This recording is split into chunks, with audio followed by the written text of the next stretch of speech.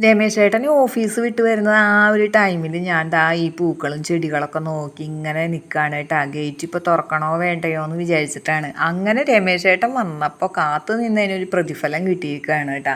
കാരണം ഇന്ന് ദാ ബജ്ജി വാങ്ങിക്കൊണ്ട് വന്നിട്ടുണ്ട്. മുട്ട ബജ്ജി ഉണ്ട്, അതുപോലെ തന്നെ ഉരുളക്കിഴങ്ങ് നിറച്ചിട്ടുള്ള ആ ബജ്ജി ഉണ്ട്. അങ്ങനെ പലതരം ബജ്ജികൾ ഒരുമിച്ച് വാങ്ങിക്കൊണ്ട് വന്നിരിക്കുകയാണ് കേട്ടോ. ഇതിലെനിക്ക് മുട്ട ബജ്ജി ഞാൻ കഴിക്കുകയില്ല കേട്ടോ, എനിക്കിഷ്ടമല്ല.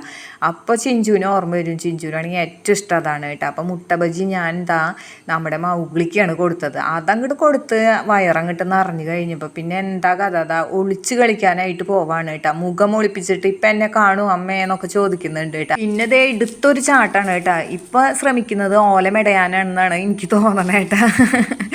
എന്നിട്ട് ദാ അവിടെ നിങ്ങിട്ട് തിരിഞ്ഞ് മെടയാൻ നോക്കുന്നു. അങ്ങനെയൊക്കെ അവൻ്റെ ഓരോ കളികളും നോക്കി ഞാനിങ്ങനെ നിൽക്കുകയാണ് കേട്ടോ. കോഴികളെ കയറ്റാൻ വേണ്ടിയിട്ട് ഇങ്ങോട്ട് വന്നതാണ്. നേരെ ഇരുട്ടി തുടങ്ങി, വേഗം കയറ്റട്ടെ അവരെ.